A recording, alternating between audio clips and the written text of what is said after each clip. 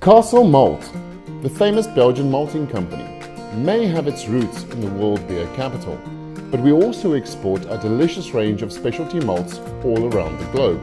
In this series, we look at all the destinations Castle has reached and speak to the brewers who have used our Belgian malts to create a kaleidoscope of different beers. Our first ever episode takes place here at Table Mountain, one of the 7 natural wonders of the world. Cape Town is a bustling cosmopolitan city alive with art and culture. With the relatively recent introduction of craft beer in the city, everyone has an all-new dimension to discover. With the introduction of our malts, brewers have been able to create the most astonishing array of handcrafted beers. We decided to go and visit 3 popular breweries and find out how our malts, along with their own considerable skills, have helped them to craft flavors loved by the beer connoisseurs of Cape Town. Our first stop here in Cape Town is at Drifter Brewing Company. I'm here with my buddy Nick.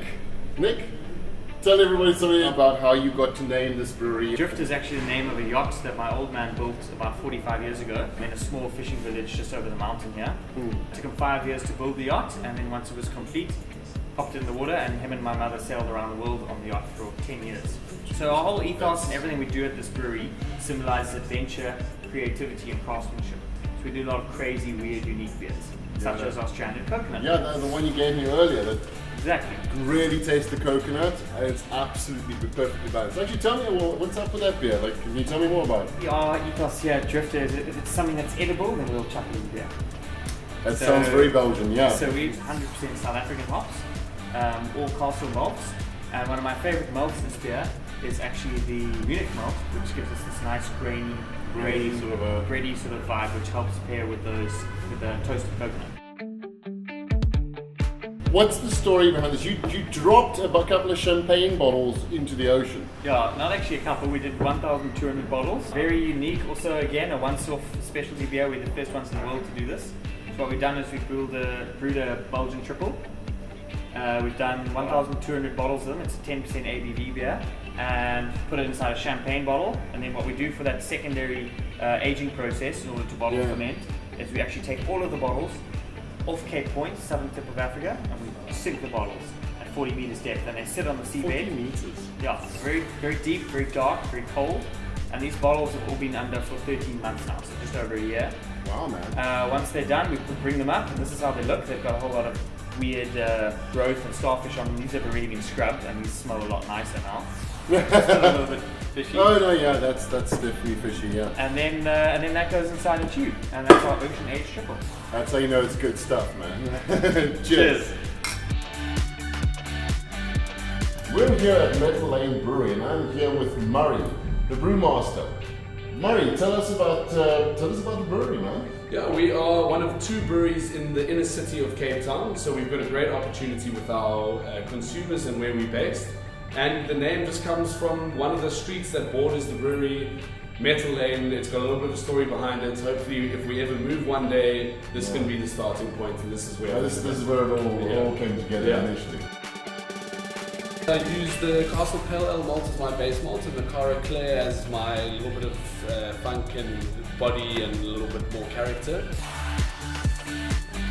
The crafted pale ale from Metal Lane Brewing is absolutely delicious. I mean, the Simcoe and the Citra and Mosaic hops that they've used in the absolutely come to the fore. And you know, unlike your standard sort of IPAs, it's got a much lighter sort of alcohol level, so it's touching on the session level. This is absolutely delicious and very refreshing, and this beer is something I highly recommend.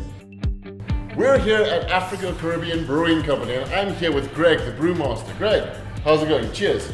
We started doing craft beer in 2007 with Jack Black, and we slowly grew. By 2010, we were probably one of the first people to have our own taps. We owned our own taps. We put the beers on that we wanted to put on, which I think was important in the market back then, because eventually what you find is the beers that don't sell go off, and the beers that do sell go on. So your public really get to pick the quality. So this is a session pale ale or IPA? We call it our Hoppy Pale Ale. Yeah. It's fairly easy drinking. It's 4.5%. A lot of Centennial, a lot of Cascade, and a little bit I'm of getting all those piney resin. and then a little bit of Simcoe just for a bit of punch, just to freshen it up at the end. It's really nice, man. It's very close to like sort of our table beer. We're always experimenting with a little bit and changing it here and there, but we try and keep the base the same. It's probably our flagship beer. We brewed it with Everard's in London last year for the Witherspoon's Real Ale Festival. Fantastic, man. So there we just changed up the hops. They wanted English hops, so we picked like English Cascade and we just mixed it up a little bit. And brewed it for the Witherspoon's Ale Festival. Absolutely fantastic. And tell me what castle malt have you used in this? So we used the Munich, the Cara Blonde, and the Pale. Oh yeah, and I can the Cara Blonde's giving a slight sweet, soft sweet tang. Yeah. If you want the hops Simple to shine quality, through, it's quality and simplicity. So we're looking at about probably 5% or 3% Munich, about 8% blonde, and the rest is Castle Pale. Yeah. Greg, thank you very much No, for having no me. worries. And let's drink some more beer. Just Cheers. off camera. And with that, we conclude our visit to Cape Town in South Africa. Please subscribe to our channel on YouTube or join us on Facebook for the next episode of Castle Around the World.